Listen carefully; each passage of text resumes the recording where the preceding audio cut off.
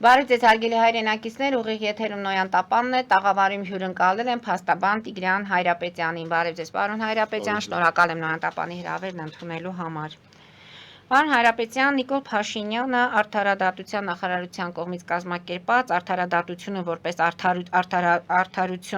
արդարության հասնելու գործիք խորագրով համաժողովին հայտարարեց, որ արդարադատությունը ոչ թե ուշանում է, այնտեղ չի հասնում, եւ ընդհանրապես արդարադատությունը հասկանալի չէ շատերին։ Այս ամենի մասին դուք եք տարիներ շարունակ խոսում, որ ուշանում է, այնտեղ չի հասնում։ Հիմա հասկանանք, որտեղ ենք ուշանում եւ ինչու տեղ չենք հասնում։ Այսօր այս ամենը գուցե եւ այսօրվա մեր հաղորդման հիմնական նպատակը նաև ձեր ձեռքի տակ ունեցած Ֆիրդուսի բնակիչների գործն է, այդ գործի հետ համատեղ փորձենք հասկանալ որտեղ ենք ուշանում եւ ինչու տեղ չի հասնում։ Ես կուզեի միանգամից Աստվածաշնչից օրինակ բերեի, տեսեք Հիսուս Քրիստոսին խաչեցին ու խաչեցին օրենքների հիման վրա, այսինքն այդ ժամանակ կարորենք, քաղաքապետը այն ժամանակվա Պիղատոսը դուրս եկավ, որպեսզի խաչեր պետք է ամբողջն ասեր, հարցրեց ամբողջին, ասեց ինչ եք կարծում, ինչ պետք է անենք Հիսուսին, ամբողջը գոռաց իրեն խաչեք եւ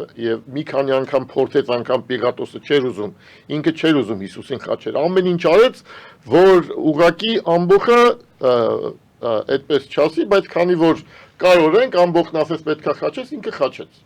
Այսինքն ինքը խաչեց օրենքների հիման վրա, բայց այդ խաչելը անարդար գործողություն էր։ Այսինքն մենք որպեսզի հասկանանք արդարադատությունն ինչ է, մենք պետք է տարբերակենք արդարադատությունը եւ օրենքները։ Հիմա մեր շատ դատավորներ, այսպես չակերտավոր դատավորներ, իրենք չեն պատկերացնում, որ արդարադատություն ինչ է նշանակում։ Արդարադատություն հենց այդ հայերեն շատ լավ բառ է, նշանակում է արդար դատել, արդարություն իրականացնել, արդարություն իրավացիություն լինել, այսինքն արդարությունը դա արդարացի գտնվելն է, իրավացի գտնվելն է, ճիշտ գտնվելն է, սրա համար օրենքները պետք չեն, մարդու մեջ կա այդ չափանիշը, մարդը կարողանում է արդարությունը զանազանի, սա արդար է, թե արդար չի, հիմա վարչապետը դիպուկ է ասել այդտեղ, ասել է, որ չեմ ուզում տենց ստացվի, որ եկել են գովում ենք վարչապետին, բայց այստեղ համամիտ ենք, իհարկե, որովհետև ձեր ասածն է ինքը կրկնում։ Չէ, ոչ թե կրկնում է, դիպուկ է ասել, ճիշտ ասել, զգացել է։ Ու որտեղ է արմատը։ Արմատը առաջինը դատավորների իրավագիտակցության մեջ է, որ ինչ են անում դատավորները։ Հիմա մեր դատական ակտերը, որ եթե տեսնեք, չէ, ասեմ ձեզ, 20 տարի առաջ դատական ակտերը մի թերթ 30 տարի առաջ մի թերթը չէր ավարտվում, այստեղ դատական ակտներ։ Մի 25 տարի առաջ արդեն դատական ակտը մի թերթ երկու թերթ էր։ Բայց այս մի թերթ երկու թերթ դատական ակտում հիմնավորումները կար, թե ինչու պետքա օրենքը նշված էր, հիմնավորումը նշված էր։ Հետո մենք մտանք իբրև թե դատական բարեփոխումների փուլ, սկսվեց շատ օրենքներ ընդունվեց, գրանտներ եկավ, դատական ակտերը սկսեցին դատարանի վճիռները, դատավճիռները մեծանալ։ Հիմա մենք ունենք դատարանի որոշում 120 թերթ, 150 թերթ, 200 թերթ, այդ ինչի՞ց է, դա նրանից է, որ արդարադատություն չի իրականացվում։ Թվում է, թե օրինակ դատավորներին այսպես երկար տարիներ դաստիարակում են, որ վճռաբեկ դատարանի, հիմա որ վերցնում եք դատական վճիռները, վճռաբեկ դատարանի որոշումներից է մեջ բերվում, եվրոպական դատարանի որոշումներից է մեջ բերվում, բայց քո գործին վերաբերվող ու ցենց կաշ գրում են, տվյալ դեպքում հաշվի առնելով այդ բոլոր 40 թերթ գրածը, դատարանը գտնում է ու էլի չեն հիմնավորում։ Այսինքն մեր դատավորների իրավագիտակցության մեջ արդարությունը չի նստած, իրանք ոչ թե մտածում են, որ արդար դատական ակտ կայացնող են կամ արդարություն իրականացնող են, իրանց թվում է, իրանց մոտ պաշտոնյա են, ու այդ պաշտոնը իշխանություն է, իրանք այդ իշխանությունը բանացնողներ են։ Իսկ սա հենց ուղիղ ճանապարհն է դեպի կոռուպցիա։ Այդտեղ որ վարչապետն ասում է, դրա այլ խոսքով ասած, մենք գնում ենք այն ճանապարհը, որ դատական համակարգը մխրճվում է կոռուպցիայի մեջ։ Տեսեք, ես չեմ ուզում վատատես լինեմ ու ասեմ, որ մեր դատական համակարգը շատ վատնա, դատավորները բոլորը արևտավար չեն եւ այլը, չէ, այդպես չի։ Մենք երկար տարիներ դատական բարեփոխումների ոլորտում որոշակի բաներ արել ենք։ Ճիշտ է, եղել են օրինակ, եղել են դատական ակտեր, որտեղ որ քաղաքական ենթատեքստ ունեն այդ դատական ակտերը, շատերում ես մասնակցել եմ, գիտեմ, որ այդ դատական ակտերում ոչ այն ժամանակ հիմա չգիտեմ, երևի ոչ էլ հիմա այդքան շատ հնարավոր չի արդարության հասնել։ Ընդ որում ասեմ, սա մենակ Հայաստանում չի, Եվրոպայում չի, շատ երկրներում էսպես է, եթե քաղաքական ծանր որոշումը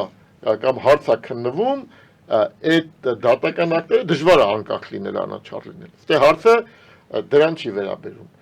Հարցը վերաբերում է լավ, ընդհանրեն քաղաքական ենթատեքստերը դրեցինք մի կողմ, բայց շատ հարցեր վերաբերում է շատ կարևոր հիմնարար խնդիրների, թե քրեական ոլորտում, թե քաղաքացիական ոլորտում։ Հարցը նա է, որ հիմա օրինակ, որ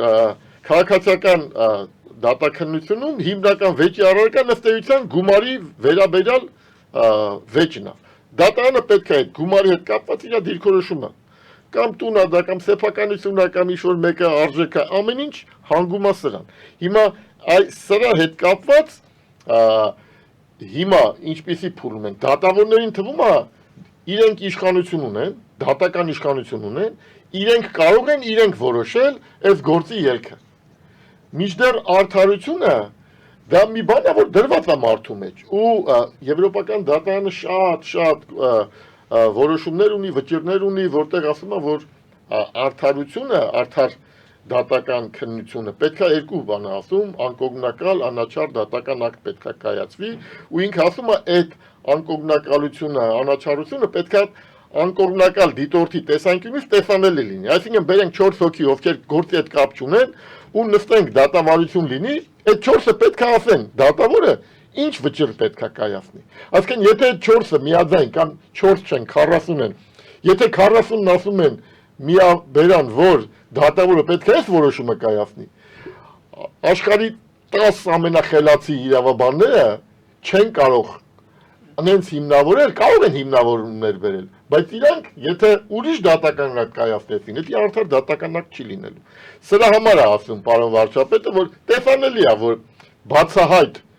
հիմարությունը, տգիտությունը վերջում դառնում է դատավճիռ կամ դառնում է վճիռ, հետո Հայաստանի Հանրապետության անունից կնիքը դրվում է ու մարդիկ գալիս են այնց իրավիճակում ու շատ մարդիկ մենք որ շփվում ենք վստահորդների հետ, իրենք sense աշկերը մեծացած հարցնում են, ոնց կարելի է, ինչպես կարող է ակնհայտ անարդար որոշում կայացվի,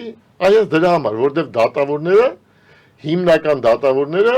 մտածում են, որ օրենքը փորձում են օրենքից, տարբեր օրենքներ բերում են վկայակոչում են, բայց օրենքը որևէ բան չի որոշում։ Օրենքները նրա համար են, որպեսզի դատավորը այդ արդարությունը որ ընկալի, ինքը իր ընկալած արդարությունը օրենքներով հիմնավորի։ Մեր մոտ ինչ է լինում, մեր մոտ դատավորը ինքը որոշում է, ինչ որոշումը դի կայացնի, ընդ որում ինքը հասկանում է, որ դա արդար որոշում չի։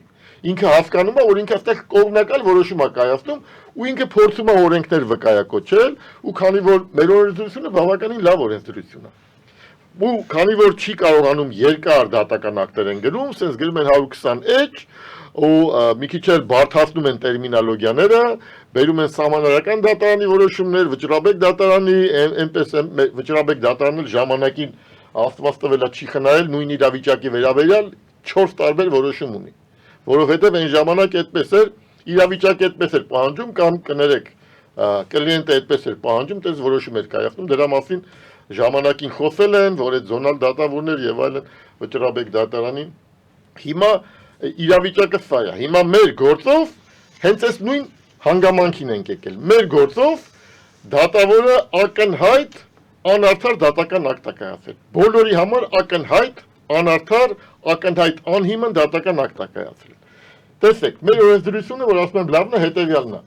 Ակնհայտ անարդար դատական ակտ կայացնող դատավորը ենթակա է քրեական պատասխանատվության։ ակնհայտ անարդար դատական ակտը քրեորեն կայացնելը քրեորեն պատժելի արարք է։ Հիմա ես կուզենայի պարոն վարչապետին, որ ճիշտ է, մենք ունենք մյուս տեսակետը, որ դատավորը պետք է անկախ լինի, իհարկե պետք է անկախ լինի, դատավորի չպետք է մտածի, որ իր կայացած դատական ակտի համար ինքը պետք է պատասխանատվության ենթարկվի։ Սա իդեալական դեպքում, բայց եթե դու ակնհայտ անարդար դատական ակտ ես կայացնում, այդ ակնհայտ անարդար դատական ակտը ինչ որ մեխանիզմներով պետք է հասնի նրան, որ դատավորը պատասխանատվության ենթարկվի։ Հակառակ դեպքում մենք ունենում ենք մի իրավիճակ, երբ որ իշխանությունը, այս դեպքում դատական իշխանությունը այնպիսի անձի ձեռքում է, ում որ չի հետաքրքրում արդարադատությունը, ում ուրիշ բաներ է հետաքրքրում, ու ինքը այսպիսի ակնհայտ անարդար ու դատական ակտ է կայացնում։ Ու այդ դատավորին թվում է, որ ինքը իրավունք ունի։ Դատավորի մտքով չի հասնում, կոնկրետ այս դեպքում Բունացյանի մասին է խոսքը, Ռուբեն Բունացյանի մասին է խոսքը։ Այսինքն իր մտքով անգամ չի հասնում, որ ինքը ինչ որոշում ուզի չի կարա կայացնի։ Ինքը պետք է կայացնի օրինական որոշում, ինքը պետք է կայացնի արդար որոշում։ Մեր դեպքում ակնհայտ անարդար, ինչի մասին է խոսքը, տեսեք, որ ու սա ինչի համար է կայացնում դատավորը։ Հիմա հարց ենք տալի, լավ, ես մեր այսօրվա դատավարության ուզում եմ խոսքս ուղղեմ վարչապետին, որտեղ մեր գործով այս դեպքում վարչապետն է պատասխանատու, ինչի որտեղ ինքը կողմ է, մեր գործով վարչապետը կողմ է։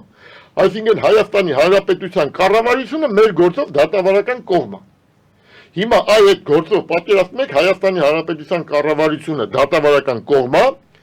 այդ գործով դատավորը ակնհայտ անարդար դատական ակտ է կայացնում։ Ես իմ հարցը իմ խոսքը ուղղում եմ ուղիղ պարոն վարչապետին, ասեմ պարոն վարչապետ, բազմաթիվ գործեր կա,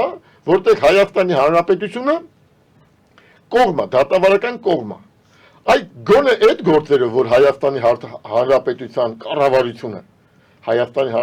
կառավարությունը, գոնե այդ գործերով իր կառավարության մարմինները վարչապետը արդար լինի, օրինակ, հիմա մեր գործով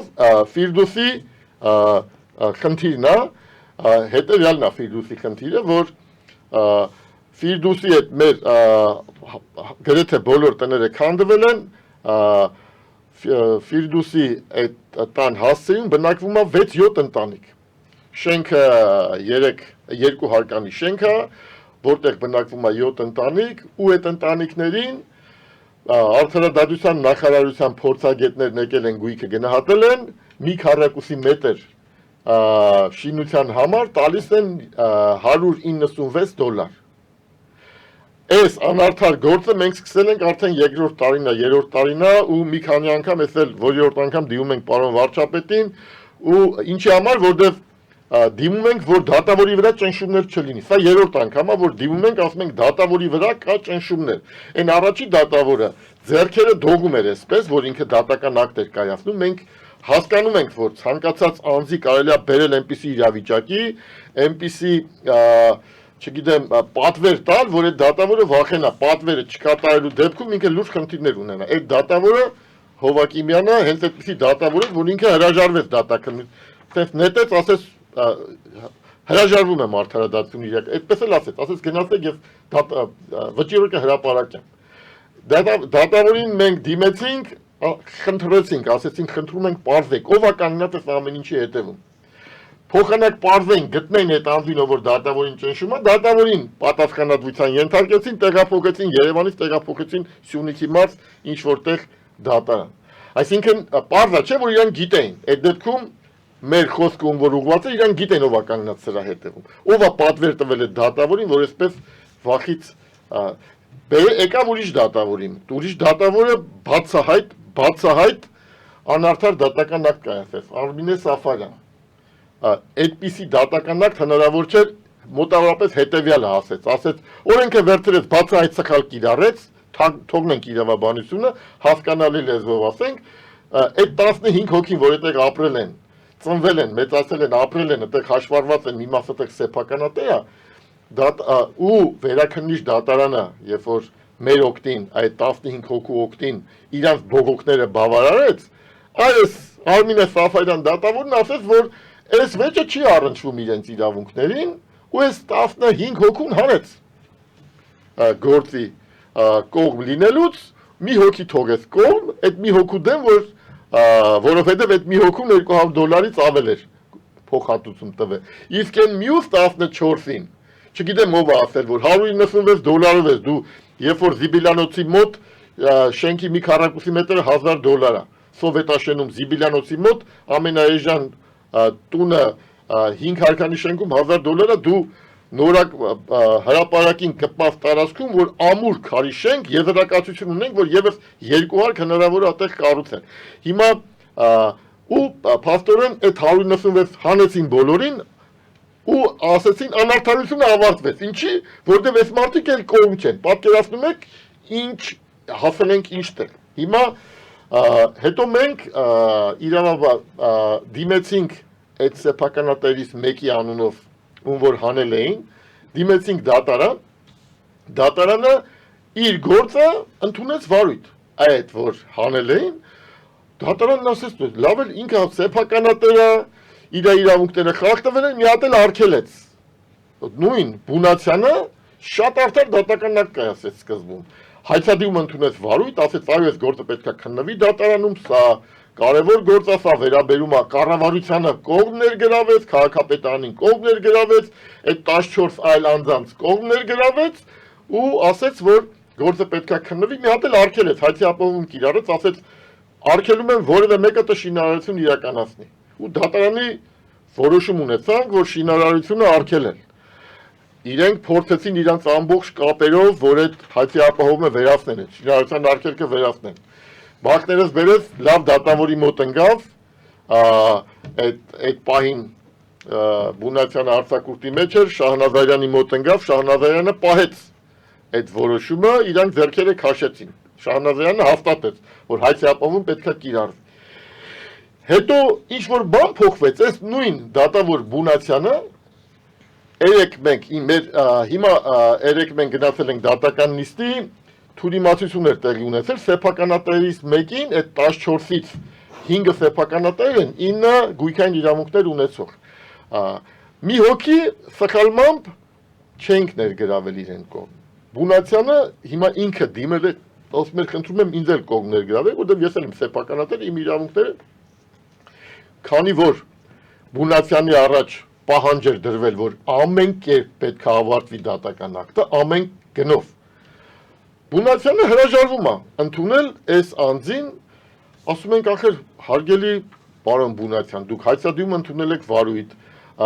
դուք այս 14-ին ներգրավել եք, հիմա այս անձը ավելի շատ իրավունք ունի, քան այն 14-ից շատերը։ Ու ցույց ենք տալի փաստաթղթերը, ծննդյան վկայականը, գրանցման ուժով, որ ինքը ժառանգությամբ սեփականատեր է, դատավորն ասում է, իսկ ձեր իրավունքը դուք ունեք սեփականության իրավունքի վկայական։ Մեր հայցը, լավ չեմ ուզում իրավաբանության մեջ շատ կորանամ, ձեզի բան չանեմ, բացահայտ է, որ մենք ու հրաժարվեց։ Ասում ենք, բայց հարգելի դատարան, նույն իրավիճակում դուք բոլորին որոշել եք, որ իրանց իրավունքներին առնչվում է, որոշում եք կայացել։ Հիմա դուք չեք կարող, դուք կաշկանդված եք ձեր որոշմամբ, կամ եթե կաշկանդված չեք, պատճառաբան եք, ասեք գիտեք ինչ կա, ես այն ժամանակ որոշում եմ կայացել, սխալվել եմ, հիմա ուրիշ որոշում եմ կայացրել։ Ընդ որում հիմա եթե ինքը մերժում է այս մարդուն ներգրավել, արդեն նշանակում է, որ մեր հայցը մերժվելու է, բացահայտ է։ Բայց ինքը իրավունք չունի այս փուլում այդպիսի դիրքորոշում։ Մի խոսքով բացարկ հայտնեցինք, այսինքն ինքնաբացարկի միջնորդություն ներկայացրեցինք, վագը պետք է գնանք ինքնաբացարկի միջնորդությունը քննի, բայց արդեն մեր համար պարզ է, որ ինքը վագը փորձելու է մերժելու է մեր ինքնաբացարկու, ամեն ինչ անելու է, որ վագը ավարտվի, որովհետև պատվերներ կա ամենայն հավանականությամբ։ Հիմա հարցը հետևյալն է, հարցը պարոն վարչապետին է։ Պարոն վարչապետ, կառավարությունը, Հայաստանի Հանրապետության կառավարությունը այս գործով դատավարական կողմ է։ Մի անգամ դատական նիստի չի եկել կառավարության ոչ մի ներկայացուցիչ։ Ուրիշ գործերով, այս վերջերս օրինակ, գործ կար, որտեղ նորից կառավարությունը դատավարության կողմ էր, եւ մենք ընդհանրապես փոխհատուցում ենք պահանջում 1.5 միլիոն դրամ, որովհետև խախտվել էր մեր կոնվենցիայով երաշխավորված իրավունքը, կառավարության երկու ներկայացուցիչ էր գալիս։ Մեկը արդարադատության նախարարությունից, մեկը ֆինանսների նախարարությունից ու երկուսն էլ առանձին իրանց պատասխաններով բոլոր դատական նիստերին երկուսն եկել են երկուսով հիմա մենք ոչ թե 1.5 միլիոն դրամ է, մի քանի միլիոն դոլար է, բայց այստեղ կառավարության ներկայացուցիչները չկան։ Հարցը առաջանում, ով է կուրացիա անում այս գործով, որ կառավարությունը 2 տարի գործ է քննվում, կառավարությունը կողմ է, բայց մի անգամ ներկայացուցիչ չի եկել։ Պարզ է, չէ՞ որ սա նշանակում է, որ կառավարությունը չի ուզում այս գործով գա ներկայացուցչություն։ Ինչի համար։ Հարգելի պարոն վարչապետ, ձեր պարտականությունն է, կառավարության պարտականությունն է դատական գործով գնալ։ Դատարանը կանչում է կառավարությունը, ամեն անգամ ասում է եկեք դատարան, կառավարությունը չի գնում դատարան։ Այսի նշանակում է, որ կառավարությունը հեռախոսով է դատավորի հետ արդարադատություն իրականացնում։ Ուրիշ ոնց մտածենք։ Սա նշանակում է, որ այս դատավորի նկատմամբ հենց հիմա այս մամուլի ասուլիսը պետք է հիմք լինի դատավորի նկատմամբ պատասխանատվության ենթարկելու համար։ Եթե մենք մի քիչ արդարություն կա, այդ դատավորը պարզ է, չպետք է շարունակի պաշտոնավարել։ Այս պահին ինքը ակնհայտ անարդար դատական ակտ կայացրել, սա քերորեն պատժելի արարք է։ Այդ արարքին պետք է իրավական գնահատական տրվի, դատավորին թողնենք։ Հիմա Հայաստանի Հանրապետության կառավարությունը որ կողմ է, կառավարությունը այս գործով կողմ է, ինքը պետք է իր դիրքորոշումն ասի։ Շահագրգիռ է որ։ Հա, ասի համաձայն եմ թե չէ, ինչի համար, որովհետև իր որոշման հիման վրա է։ Ինքն է որոշել այդ Center City-ին տվել է կառուցապատման իրավունք, օրենքով դա ձեռքբերող է կոչվում։ Այսինքն այս ընկերությունը կառուցապատման իրավունք է ստացել կառավարությունից, բայց ինչ է տեղի ունենում։ Հա, ընդ որում Երևանի քաղաքապետարանն էլ է կողմ։ Պարզ է, որ Երևանի քաղաքապետարանն էլ չի գալի, Երևանի քաղաքապետարանի ոչ մի ներկայացուցիչ չի գալի, մենք գիտենք ինչի չի գալի։ Եթե կա ուրիշ պատասխան, խնդրեմ, թող ասեն, բայց ինչի չեն գալի, որովհետև տեսեք, այ կառավարությունը ում որ տվել է, կառավարությունը տվել է Center City-ին, սա Center City-ն է, իրան տվել է կառուցապատման իրավունք։ Center City-ն հետո դիմել է, որ ասել է դե տվեք իմ իրավունքը ինչ պետք է սարքեմ, Center City-ն այնքան խախտում արել, որ իրանից վերցրել են այդ իրավունքը։ Հիմա այս Center City-ն չունի այս իրավունքը, որ Ֆիրդուսում շինարարություն իրականացնի։ Բայց ինչ է տեղի ունեցել։ Կառավարություն լավ քաջատեղյակ է, քաղաքապետարանը քաջատեղյակ է, որովհետև քաղաքապետարանը չի թույլատրել Center City-ն այդտեղ շինություն անի։ Ինչ որ մութ պատմություններով ինքը ոչ դատական ճանապարհով կառավարության ինչ-որ պաշտոնյաների հետ համաձայնեցված այդ իրավունքը վաճառել է ուրիշ ընկերության։ Չգիտենք որ ընկերության։ Այսինքն արքու վաճառք է եղել։ Չէ, այդպիսի իրավունք չկա։ Տեսեք, իրենք մտածում են, որ այս դատավարությունը որ բրծնենք, հետո այդ տակից որ գործարք է տեղի ունեցել, հետո իրանք կարող են, քանի որ իրանք գնել են երևի այդ իրավունքը իրանից, բայց օրենքով չկա այդպիսի բան։ Մենք ունենք, տեսեք, հանրության գերակա շահի ապահովման նպատակով սեփականության օտարման մասին օրենք։ Պարոն վարչապետ, այդ օրենքը չեն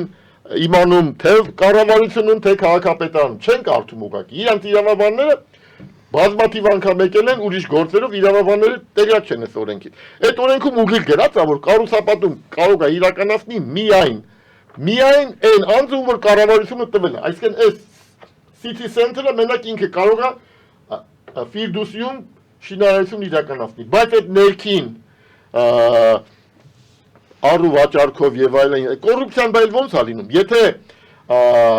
փաստորեն կառավարությունը տվել է իրան, բայց ինքը չի կառուցապատում անում, ինքն էլ ինչ-որ մեկին ծախել է, բայց այդ ինչ-որ մեկին ծախածը դատարանների վրա հիմա ճնշում է, որ դատավորը սենց իր կայացրած որոշմանը հակառակ որոշում է կայացնում, այդ ինչ-որ մեկը չգիտենք ով է, բայց կառավարությունը չի գալի դատական նիստերի, որտեղ գիտի։ Այսինքն կառավարությունն է ներքին։ Հիմա պարոն վարչապետ, խնդրում ենք պարզեք, ձեզ որ զեկուցում են ինչի կառավարության ներկայացուցիչները չեն գալի դատական նիստին։ Առաջին։ Երկրորդ, ինչի դատական նիստում կառավարության ներկայացուցիչները դիրքորոշում չեն ներկայացնում, ասեն հիմնավորա թե անհիմնա։ Երրորդ, քաղաքապետարանը ինչի համար այդ իրավունքները չի տալի Center City-ին։ Center City-ին զանգում են բնակիչներ, ասում են մենք կապ չունենք։ Դատարանում քննվում է Center City-ի հարցը, ասում են մենք կապ չունենք, ասում են մենք չենք կառուցապատող։ Բոլորի համար ակնհայտ է, իրենք չեն կառուցապատող։ Այսինքն մենք ունենք իրավիճակ, երբ որ բացահայտ օրենքից դուրս, տեսեք իրավաբանությունը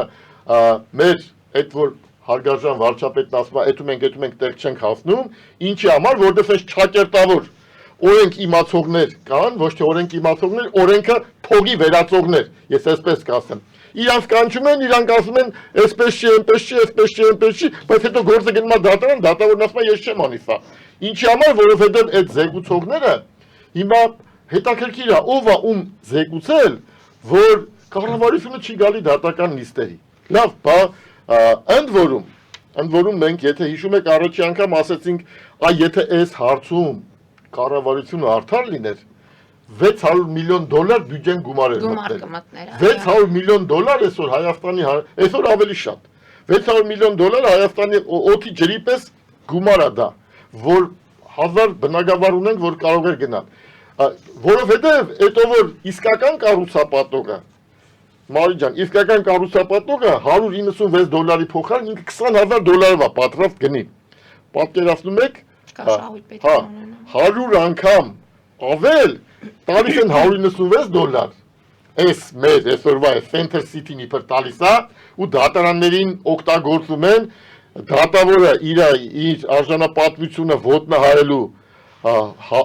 հաշվին ինքը դատական ակտ է կայացնում, ոնց որ Հովակիմյանը որոշեց, որ հրապարակի մոտ $196 պետք է փոխհատուցում տա։ Սա արժանապատվության լրիվ նվաստացում է։ Դատավորը գիտի ակնհայտ անարդար դատական ակտը։ Պարոն Հայրապետյան, կարող ենք ասել, որ $650 միլիոն տեղն ենք ասում վարչապետին, որ գան վերցնեն ու տանեն։ Հա, կամ թույլ չտան, կամ գոնե։ Որտե բյուջե լցնելու խնդիր ունենք, մենք տեսնում ենք թանկացումները, գույքա, մենք գումարի տեղ ենք ասում։ Բայց տարեք։ Տեսեք, ես ուզում եմ Սերժ Սարգսյանը մի անգամ ելույթ ունեցավ, էլի էս ընտրությունները թե ինչ էր ու շատ ուժեղ արդարադատության վերաբերյալ շատ ուժեղ ելույթ ունեցավ ինքը, մոտավորապես սենց ասեց արդարությունը ամեն պետության հիմքն է, անարդարությունը հյուծում է պետությունը, իր սահմաններից վանում է իր զավակներին, անարդարությունը չարիք է, որի դեմ մենք պետք է պայքարենք, Սերժ Սարգսյանի խոսքերն է, ու ասում է բոլոր ոլորտներում մենք այսօր ավելի քան մենք պետք է կանգնենք ամեն մեկս մեր դիրքում արդարության համար, անարդարություն չպետք է լինի։ Հիմա այս ու ասում է արդարությունն են կենարար ուժն է, որով սնվում է մեր ժողովուրդը, որով եւ այլը։ Սերժ Սարգսյանը որոշ բաներ արդարադատության համակարգում արվել էր։ Դատավորները որոշակի մենք ասեմ վատնել չասեմ, շատ լավ դատավորներ ունենք, շատ լավ։ Մենք ունենք դատավորներ, որ 8 ժամ աշխատելու փոխարեն 14 ժամ են աշխատում։ Ու իրանք հերոսներ են, իսկականից հերոսներ են իրանք, որ իրանք թողնեն իրանք դատավորի աշխատանքը, գնան փաստաբան աշխատեն կամ ուրիշ տեղ աշխատեն, մի քանի անգամ ավելի գումար կաշխատեն ու 50 անգամ քիչ ժամանակով կաշխատեն։ Բայց այդ մարդիկ ոնց որ սենց մեր պետության առաջ տանողներ, իսկականից իրանք պայքարում են, իրանք կռվում են ու դատավորներ կա, իրանք դատական ակտերը կարդում ես շատ հիմնավոր է։ Այս վերջերս քրեական գործով դատական ակտի դատավարության մասնակցեցի, ոնց որ հավաքվել են, չգիտեմ, գիտությունների այն ամենադոկտորները իրավաբանությունը քննարկում են, այսինքն ամեն ինչ միկրոսկոպի տակ քննում են։ Չեմ ուզում այդ դատավորի անունն ասեմ, որ չլինի թե մի հատ էլ իր վրա հարձակումներ կլինի։ Բայց մենք ունենք այսպիսի դատավորներ, այսպիսի դատավորներ, ովքեր աշխատում են, ովքեր եւ ունենք այլ դատավորներ, ովքեր մտածում են, որ իրենք իշխանություն ունեն, իրենք կարող են իրենց չագուճը խփել, ասել, այսպես են որոշում, այսպես չեն որոշում։ Հիմա մենք եկել ենք միտեղ, որ մեր արդարադատությունը խրվում է կոռուպցիայի մեջ։ Հիմա այս մեր գործով ճիշտ է, գումարը մեծ է, $20,000 մի տասնյակ միլիոն դոլարների հարց պետք է լուծվի, դրա համար ստեղ սկսել են դատավորները իշխանություն բանեցնել, անարդար դատական ակտեր կայացնել։ Ցավը նա է, որ քիչ-քիչ այս տենդենսը, որ դատավորը լավ, էսի շատ մեծ գումար, հետո կարող գա $2,000, օրինակ, մենք ունեինք կառավարության դեմ, այդ որ ասում եմ նախկին որոշումը 1.5 միլիոն դրամ, դատավորը շատ արդար դատական ակտ կայացրեց, որ 1.5 միլիոն դրամ էր կառավարության դեմ։ Կառավարության դու պարտավոր ես քաղաքացու, բայց եթե օրինակ ուրիշ գործով այդ $3,000 դառնում է $10,000, $50,000, $100,000, Ստեղ արդեն մեր սկսում է արդարադատությունը սասանվել։ Ինչի, որտեղ մենք խրվում ենք արդեն, որտեղ դատավորներին թվում է իրանք կարող են ինչ ուզես գրեն, վերջում մնան անպատիժ։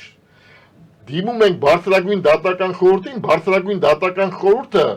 ոչ թե իրավաբանական ոնց որ թե մարմին է, դարձել է քաղաքական մարմին։ Այս դատավորը իրանց համար լավ է, իր նկատմամբ բան չեն անում։ Այն մյուս դատավորը իրանց պատվերները չի այս իրավիճակին ենք հասել։ Նախ բարձրագույն դատական խորհուրդը պետքա փոխվի։ Բարձրագույն դատական խորհուրդը պետքա գոնե իրաց մոտեցումները փոխեն։ Պետք չի դատական իշխանությունը այն իշխանությանն է, որ եթե փորձեն գրավեն այդ իշխանությունը, մենք պետությունը կորելու է։ Որտեվ ժողովուրդը պետքա տեսնի, որ արդար դատական ակտ կայացնում հիմա այստեղ այս 7 ընտանիքները կան երեխաները գալիս են դատական նիստի, նայում են բոլորին թվում է, որ դատավորը արդարությունը պետքա իրականանա, բայց դատավորը տենց չի մտածում, դատավորը մտածում է ես ունեմ իշխանություն, հիմա մեր հարգարժան վարչապետի ինչի տեղ չի ասնում, պետքա այդ առաջինը այդպիսի դատական ակտ կայացրած դատարանները միանգամից դատավորները պետքա լքեն, օրինակ այս դեպքում Ռուբեն Բունացյանը, այս մեր միայն այս մամուլի ասուլիսը բավարար է, որպեսզի բարձրագույն դատական խորհրդում կամ մենք իհարկե կդիմենք էլ իրենց, որ շատ արագ իրանք հարցը քննեն, իր լիազորությունները դադարեցնեն։ Մեկ ուրիշ դատավոր բացահայտ այսպես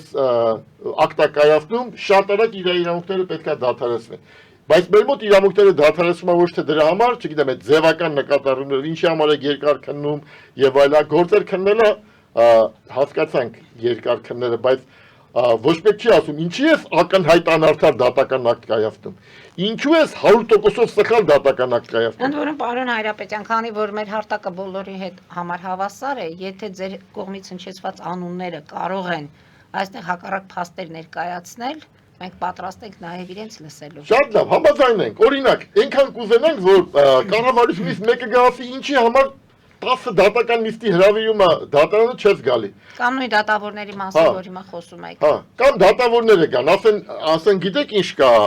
պարոն Հայրապետյանը թուրիմացության մեջ է։ Կամ սխալ է։ Հա, սխալ է ասում։ Ես ասում եմ այսպես, բայց ինքը ասում է, լավ, պարոն Բունացյան, դու 14 անձի ներգրավեցի որպես դատավարության կողմ, մեր բախտը բերեց 15-րդը երևի սա լավ էր, էլի բացահայտվեց։ Այս փուլում բացահայտվեց, որ ինքը հիմա շտապում է, ինչի համար չի ներգրավում, որովհետև ժամանակ չկա, որ իրան ներգրավի, պետքա նորից ինքը ժամանակ տա, 2 շաբաթ ժամանակ, որ գնան պատրաստվեն, հետո պետքա մի 2 ամիս ժամանակ տա, որպեսզի ինքը ապացույցներ ներկայացնի, այսինքն դատավարությունը ձգձգվում է։ Բայց մենք անընդհատ երրորդ անգամ է, նույն անձը ասում է երրորդ անձ ներգրավեք, դատարանը տենց չէր քննում, բանի տեղ չէր դնում, այս անգամ որոշեց քննի ու մերժի։ Հիմա թող գան ու կամ քաղաքապետարանը, հարգարժան քաղաքապետ, այս անձին կառավարությունը, Center City-ին տվել է իրավունք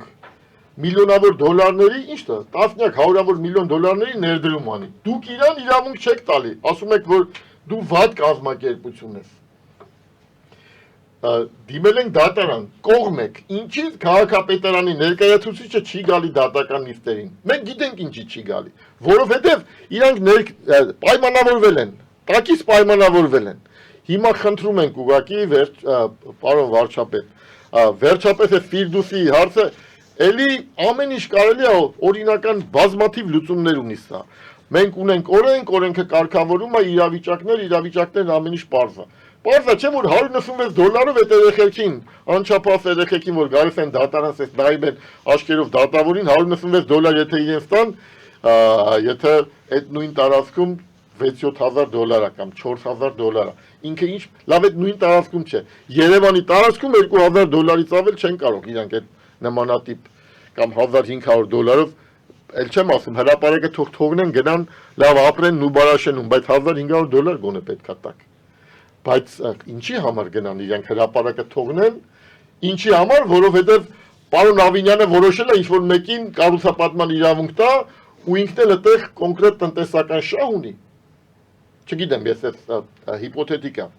չեմ ասում, որ մի հատ էլ պարոն Ավինյանը իմ դեմ հայց ներկայացնի, ասի, որ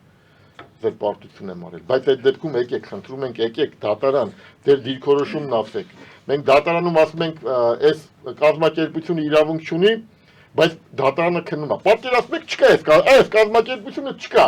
բայց դատարանները արդեն 3-րդ տարին է քննում են, որ այս կազմակերպությունը թույլ տա, որ ինքը կառուցապատում իրականացնի։ Բոլորը գիտեն, որ ինքը չի իրականացնելու։ Սա ոնց կարող է մեր դատարանները Հայաստանի Հանրապետության անունից sense դատական ակտ կայացնող դատավորները խելացի դեմքներով գան նստեն, իմանալով, որ չկա այս կազմակերպությունը, բայց իրան իրավունք են տալի, որ ընդ կառուցապատում իրականացնի։ Բա ամոթ չի։ Ձեր հաջորդ քայլերը որոնք են լինելու, պարոն Հայրապետյան։ Վաղը գնում ենք նիստի, պետք է ուղիղ նայենք պարոն Ռուբեն Բունացյանի աչքերի մեջ ու ասենք ինքը հավանաբար մենք ուզում ենք, որ ինքը, տեսեք, արդեն ակնհայտ է, որ ինքը մեր բանը արդար չի քննելու, ասում ենք, խնդրում ենք, դուք ինքնաբացարկ հայտնեք, հեռացեք, պարզ է ինքնաբացարկ վստահ ենք չի հանձնելու ու վաղը չի կարող դատականից տեղի ունենալ, որտեղ ինքը ուղղակի բացարկի հարցը կորոշի ու պետքա ծանուցի մյուս մասնակիցներին, որ հաջորդ դատական նիստի օրը ժամը։ Չնայած չեմ զարմանա, որ պարոն Բունացյանը վաղը մի անգամից էլ արհամարի, ասի կարևոր չի, որ ծանուցված լինեն կողմերը, պետքա վաղը դատական ակտ կայացնենք, վաղը քննի ու մերժի մեր դատականը։ Ամեն ինչ կարող է լինի, բայց այդ $196 այդ երեխեքին շուտ թե ուշ պատասխան են չէ տալու։ Շուտ թե ուշ այդ իրականացած դատական ակտը, եթե ոչ մեր վերաքննիչ վճռաբեկ դատարանի մասին էլ չեմ ասում, հույս չկա վճռաբեկ դատարանը պետք է արմատապես փոխվի։ Եվրոպական դատարան գոնե կա, եվրոպական դատարանը ակնհայտ է այդ տեսանկյունից, որ կա անարդար դատական ակտ։ Եվրոպական դատարանը պարզ է, չէ՞ որ $196-ը եւ ենթադրենք $20,000 կամ $2,000, լավ, $200 ու $2,000, 10 անգամ տարբերություն կա։ Պարզ է, չէ՞ որ եվրոպական դատարանն ասել է դու ոնց ես հանրային գերակաշահ ճանաչում, պետական կարիքների համար սա օտարում ես ու տալիս ես 10 անգամ քիչ գումար, որ այդ մարդը երևի պետքա գնա այս Սյունիքի մարզում տուն առնի, Երևանը պետք է թողնի մի քանի 100 կիլոմետր գնա, գյուղում մի հատ տուն առնի, այդ իր գործերը բաները թող։ Սա է մեր դատական համակարգը սա է, որ պետք է դիմենք բարձրագույն դատական խորհրդին, էլի ակնկալելով, որ հարգելի բարձրագույն դատական խորհուրդ, դուք էլ չեք, դուք քաղաքական մարմին չեք, որ վերևից ընդունեք պատվերը ու հայտնեք դատավորներին։ Սա հանցագործություն է։ Իշխանության յուրացումը, այս բարձրագույն դատական խորհրդի անդամների համար եմ ասում։ Իշխանության յուրացումը հանցագործությունն է, սահմանադրության մեջ նշված է։ Հիմա եթե դու պատվեր ես ընդունում բարձրագույն դատական խորհուրդ, թե որ դատավորին ու այդ պատվերը փոխանցում ես դատավորներին, սա հանցագործություն է։ Իշխանության յուրացումը, դատական իշխանության յուրացումը։ Մենք ձեզ ներկայացնում ենք դատավորի վարքագծի վերաբերյալ, որ դուք փոխանակ քննեք արդար, երկու տող գրում են բարձրագույն դատական դատավորների էթիկայի հանձնաժողովը երկու տող գրում, ասում մենք չէլ ասում է, ասում մենք քննեցինք, չգտանք այդտեղ խախտումներ։ Լավ, չգտանք, դե հիմնավորի գոնե երկու տողով, մի տողով, ասա, այսա խախտում չի ձեր ասած, այսա խախտում չի, այստեղ դատավորը իր ենթադրենք կարծիքն է արտահայտել, այստեղ դատավորի գաղափարներն են, ձեր ասածը սխալ է, բայց բարձրագույն դատական խորհուրդը գիտի, որ եկել է նստել է այդ աթոռին, ինքը ստանում է պատվիրում է, հետո էլ անցնում է ժամանակ, էլ պարզ չի, թե ումից է ստանում, ումից պետք է ստանալ, դրանից էլ չի ստանում, ուրիշի ստանում է, ուրիշի տալիս է ու սենց իրավիճակը։ Հիմա մեր դատական համակարգը մենք խորասուզվում ենք կոռուպցիայի մեջ։ Կոռուպցիան էլ է մեծ գումարներով, հետո գալու է ժամանակ, որ այն փոքր գումարներով էլ էլի մենք դատական համակարգը կորցնելու ենք։ Շուտ թե ուշ այդ դատավորներն էլ են, չէ՞, մարդիկ են, իրանք հոգնելու են այս անարդարությունից, թողնելու են գնան ուրիշ բան աշխատեն կամ փաստաբան աշխատեն կամ ուրիշ բան աշխատեն ու մեր դատական համակարգը չի ուզենա, որ այդքան մենք երկար ժամանակ գնում ենք, լավ ուղղությամբ գնում ենք, պետքա փրկել, պետք չի թողնել, որ դատավորներին օրինակ դատական ակտեր կան, դատական գործեր կան, որտեղ իրականում երկար ժամկետ է, դատավորը մեղ չունի այդտեղ, բազմաթիվ օբյեկտիվ պատճառներ կա։ Այդ դատավորին վերցնել ձևական ասել, որ դու քննում ես երկար ժամկետա, դրա համար իրան պատասխանատվության ենթարկել, դա այդքան հիմնավոր չի։ Իսկ պետքա պատասխանատվության ենթարկել անհիմն, ակնհայտ անօրինական արդարադատություն իրականացնելու համար։ Դրա համար էլ տեղ չի հաղթում արդարադատությունը։ Ուշանում է, ինչպես ասում է Նիկոլ Փաշինյանը։ Ուշանում է, թե տեղ չի հաղթում, ասեցիք տեղ չի հաղթում։ Ոչ թե ուշանում է, այդտեղ չի հասնում։ Ուշանում է, հետո քանի որ ուշանում է ու վերջում էլ տեղ չի հասնում։ Հիմա մենք արդեն խոսում ենք եւ ներկայացնում ենք տեղ հասնելու ճանապարհները, ուղիները։ Ընդ որում կարելի է մի բան ասեմ, տեսեք, մեր սահմանադրությամբ արդարադատության երաշխավորներից ամենաշատը Հանրապետության նախագահն է։ Խոսքս ուղղում եմ Հանրապետության նախագահին, դուք եք սահմանադրության արդարադատության իրականացման երաշխավորը, օրենքները պետքա կատարվեն։ Դուք երաշխավոր եք, ինչ որ բան պետքա անեք։ Ինչ որ եթե չեք կարողանում փոխեք նախագահին, то գա մեկը, որ պատկերացնում եք, եթե նախագահը ես իր ֆունկցիան լավ կատարեր, վարչապետը չպետք է խոսար։ Նախագահը արդարադատության օրենքների կատարման երաշխավորն է։ Պետքա զեկուցեն, չի ասեն սենց է դատա, այսինքն հարգելի նախագահ, կատարեք, եղեք ձեր երաշխավոր, քաղաքացիները ինչի են թողնում գնան, թողնում են գնում են անարդարությունից, տեսնում են ստեղ չկա, ուղղակի չկա, անարդարությունը շատ ավելի սոված կապրեն, ծառավ կապրեն, քիչ աշխատավարձով կապրեն, մենք իրավապահ համակարգում շատ ցածր աշխատավարձով աշխատում են դատավորները, ինձ թվում է հերոսներն ցածր աշխատավարձով աշխատում են, բայց որոշ դատավորներ էլ առիթից օգտվում են ինչի համար, կարող են եթե 400 տարվա աշխատավարձ մի անգամից վերցնեն ու գործի ելքը տան, ու եթե իրանց էլ հանեն, դատավորի հեռացնեն, իրեն կգնան այդ 400 տարի կուտեն իրեն դատավորի։ Այս դատավորները պետք է բանտում հայտնվեն։ Այդ արդարադատության երաշխավորները վարչապետն ու նախագահ սա պետք է մտածեն, որ եթե բացահայտ է, որ դատավորը, ու եթե չեն կարողանում հիմնավորեն, օրինակ, պետք է եթե դատավորը ակնհայտ անարդար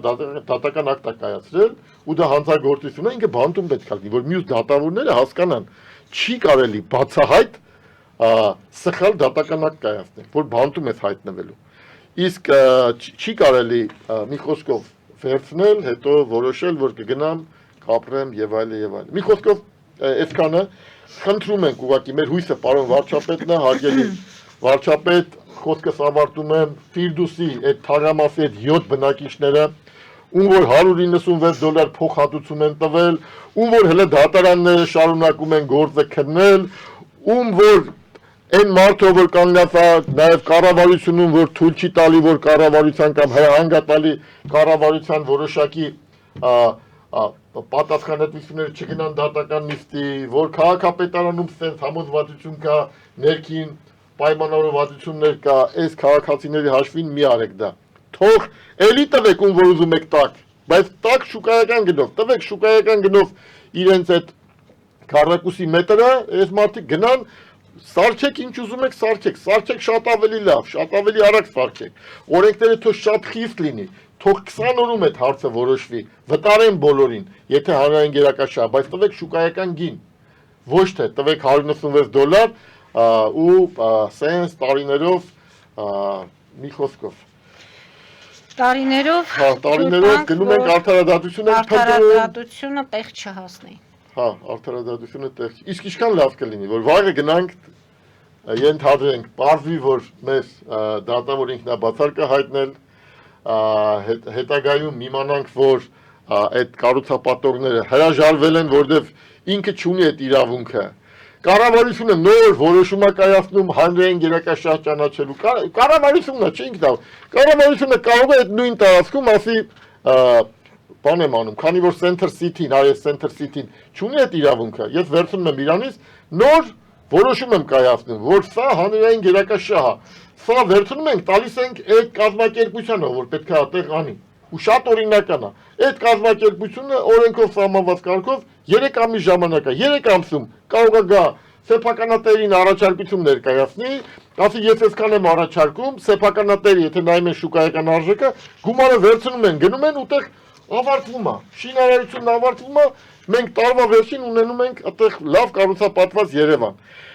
Մի բան էլ ունենք, անգամ եթե անարդար է, ինչքան սիմվոլիկ կլինի, որ այդ կողքերը լինի 15-20 հարկանի շենքեր, բայց այդ երկու հարկանի շենքը մնա որպես Երևանի որպես արդարադատության հիմք ու սյուն, որ քանի որ ստեղ անարդար են եղել,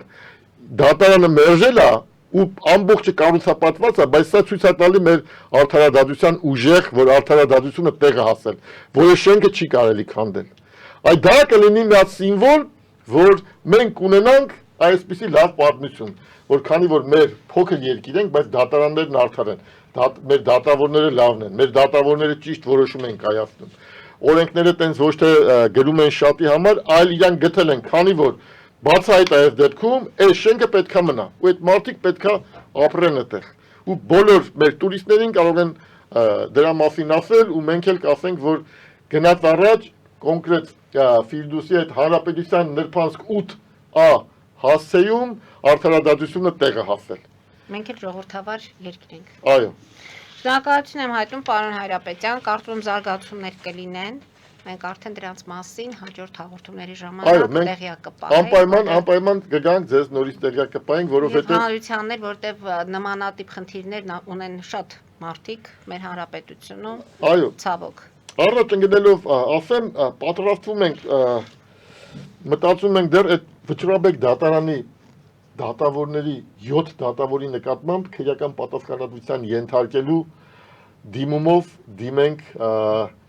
բարձրագույն դատական խորհրդին, այդ պատճեններն ուղարկելով նախագահին ու վարչապետին, հիմնավորելով, որ իրենք ակնհայտ անարդար դատական ակտ են կայացել։ Նույնն է Ֆիրդուսի թագամասի վերաբերյալ, երբ որ իրենք տարիներ շարունակ Այնց այդ 7-ն էլ դրա հետ այդ գործի հետ են կապված։ Այո, 7-ն էլ, տեսեք, այս մեր գործով, երբ որ Առաջի Ատյանը դատավորն ասեց $196 վտարել, գնացինք վերաքննիչը բեկանեց, ասեց այս 15 քաղաքացիների բողոքը բավարարեց, ասեց ակնհայտ է, իրենք ճիշտ են։ Մանրամասը որոշեց, որ այո, հիմնավորը պետքա բավարարվի։ Իրենք սրա դեմ բողոք տարան Վճռաբեկ, այդ ժամանակ Վճռաբեկը ասեց ճիշտ է, վերաքննիչը ամեն ինչ նորմալ է։ Հետ եկանք Առաջի Ատյան, եկանք դատավոր Արմինե Սաֆարյանի մոտ, Արմինե Սաֆարյանը ինչ-որ հնարք կիրառեց ու որոշեցին հարցը լուծել այսպես, ոչ թե փողը տալ այս 14-ին, 14-ին հանել դատավարությունից, ասեցին դուք դատավարական կողմ չեք, գնացեք մենք այս մեկին ենք տալի, այդ մեկին ավելի շատ էին տալի։ Բողոքարկեցինք վերաքննիչ դատարան, գնացինք վերաքննիչ դատարանի 3 դատավոր, որ իրենք են վերաքննիչ դատարանը գտել էր իրանց բողոքը բավարարվել է։ Ասում են չէ, դուք կողմ չեք այս դատավարություն, ձեր իրավունքներին չի առնչվում։ Գնացինք Վճռաբեկ դատարան, Վճռաբեկ դատարանի 7 դատավորներ դրատակ ստորագրեցին, որ սա ձեր իրավունքներին չի առնչվում։ Այն դեպքում, երբ որ կա վերաքննիչ դատարանի օրինական ուժի մեջ մտած դատական ակտ այդ մասին, որ պատասխանողների վերաքննիչ բողոքը բավարարել։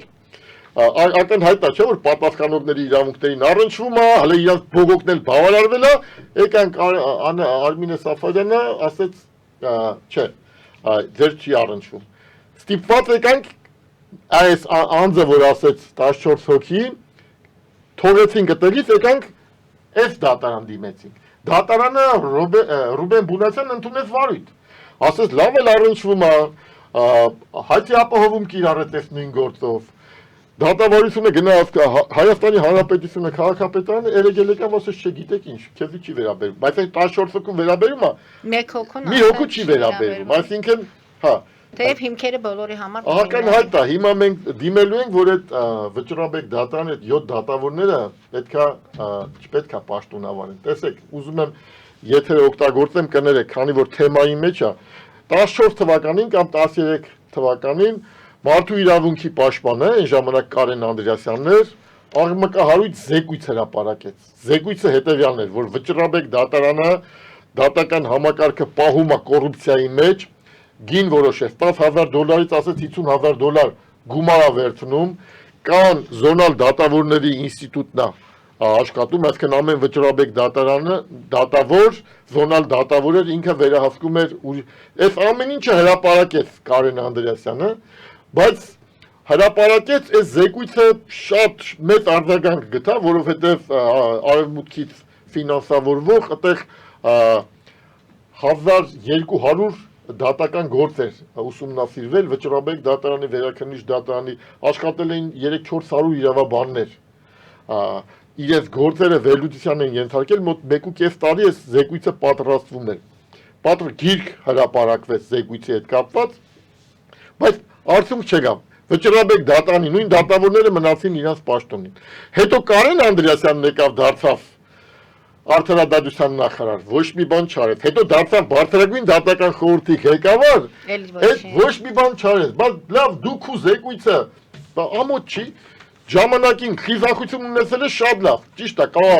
կա պատվեր է եկել արևմուտքից, լավ ես արել, բա հրապարակել ես, բա հիմա եկել ես, որ Բարձրագույն դատական խորհրդի, որ այդ դատավորներն արդեն քեզ կամ ինչ-որ մեկին, ով որ քեզ նշանակել է այդտեղ շահեկանա, դու էլ իրանց չես կպնում։